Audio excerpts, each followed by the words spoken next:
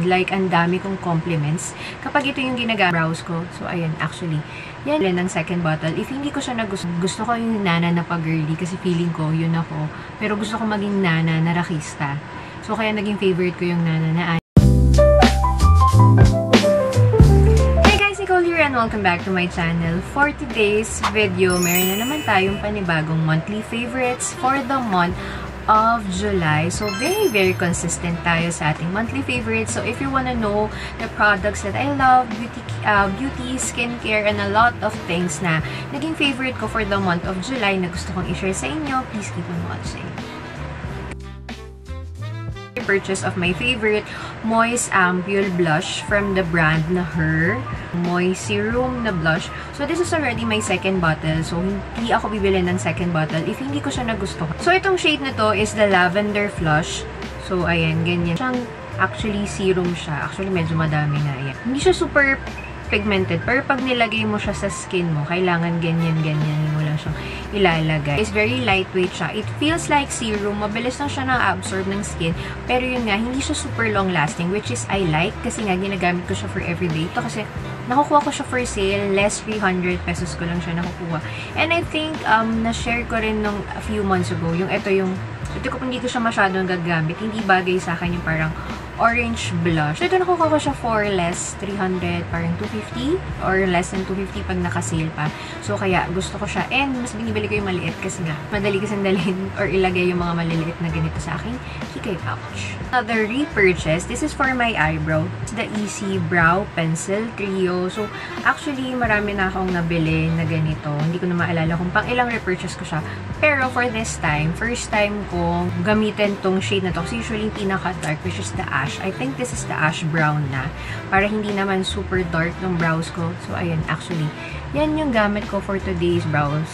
Ayan. Hindi ko alam kung nakikita yung may pagka-brownish brown. Hindi ko alam kung nakikita nyo, but ganyan yung kulay ng ash. Kit kasi very long-lasting siya. And then, very mura lang siya. Parang 200. Nakagusto ko yung parang mas manipis na side. Ang mas manipis, ito ng Angle One yung ginagamit ko.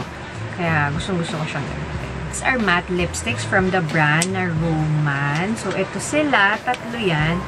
So, they're so satisfying kapag nakakaubos ako ng isang lipstick na ganitong mauve bean. So, actually, paubos na kasi itong mauve bean. Actually, pangalawa ko na itong mauve bean na favorite. So, gusto ko siya kasi maganda yung color niya. Para siya. So, ayan yung mauve. Red dye. Yung red dye. So, hindi ko siya ginagamit alone, ha. So, mix ko siya with the mauve bean or dito sa aking bago rin. I like these 3 shades. Pinaghalo-halo ko lang yung tatlo. And hindi na ako bibili ng maraming Roman lipstick lagi kung hindi ko siya nagustuhan, syempre. Ito ka-drying sa lipstick. It has a matte finish. Ko pa rin yung matte finish kasi nga lalo na for everyday work ko siya ginagamit. Last siya ng matagal sa akin. Kaya binibili ko siya for my everyday work. Favorite kong sunscreen for all time. Hindi ako bibili ng malaki if hindi ko siya nagustuhan. So, this is the Anessa Milk sunscreen. So, mas made for sensitive skin. Okay siya sa skin ko. Ngayon is tag-ulan na. Gumagamit pa rin ako ng sunscreen for everyday. Ito, nabili ko siya for around 900 or almost 900 pesos dun sa Sasa store, sa official Sasa store sa shop. Sunscreen is a must, especially na ako nasa mid-30s na ako. Dapat talaga sunscreen is mas bata. Mas mag-start ka na mag-sunscreen. Na-expose ang skin sa sun. So, it dries up the moisture sa skin.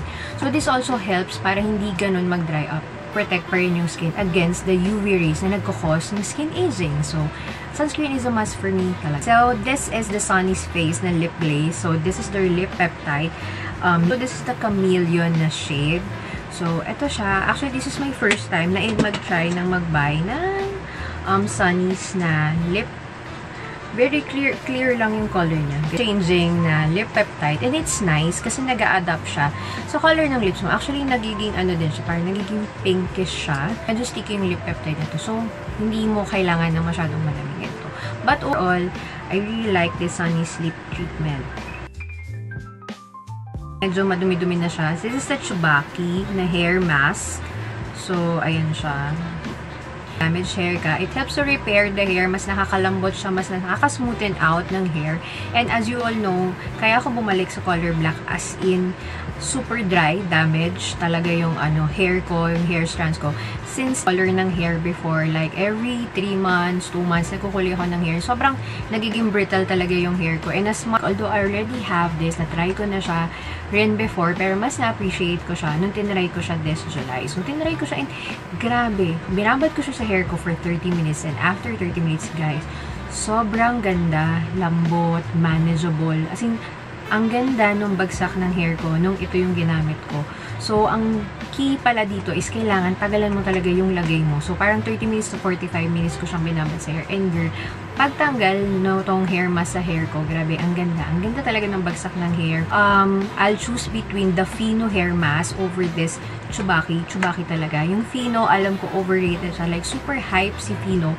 Pero nakadalawa or 3 tub ako ng Fino. Parang wala lang. Parang yun na yun, parang walang effect masyado sa hair ko. Pero ito si Chubaki, very life-changing talaga si Chubaki sa hair. Talagang ang ganda ng bagsak ng hair. Pag ito yung binili ulit ako for this July, ito yung binili ko, 1,000 Wishes, and then You're the One. You're the One, this is actually a repurchase for a lot of times na. And na-miss ko kasi parang it's been a while since last ko nagamit si You're the One. So, na-wishes, ito is an OG scent from Bath & Body. And kanyang amoy sa akin is very, medyo strong siya. Parang, ang kanyang notes is sparkling quince, crystal peonies, guided amber, and amaretto cream. So, feeling ko, yung amaretto cream, parang very warm siya, very bagay siya for nighttime na scent. And ito kasi, grabe ako mag-body spray, guys. Kung alam nyo lang, grabe ako mag-spray talaga. Ito, hindi ko na siya masyadong dinadamihan. Kasi, parang kahit ilang konting spray lang, like amoy na amoy mo siya. For me, parang medyo matured yung scent niya. So, nakailang ganito na ako. Siguro mga pang-5 ko na ata to. Hindi ko na maalala sa ilang years ko ng Bath & Body. And ito talaga, You're the One, is really You're the One. Like, ang dami kong compliments kapag ito yung ginagamit ko na scent. So, for the notes niya, this is white birch, velvety rose, and a drop of strawberry nectar. So, ayun yung amoy niya. So, very parang sweet, floral, yun, amoy sweet, floral, parang fresh. Talagang super nagko-complement sa body chemistry ko and sa personality ko. May pagka-konting bubbly siya or sweet na scent siya. And yes, medyo nakapag-ayos ako kasi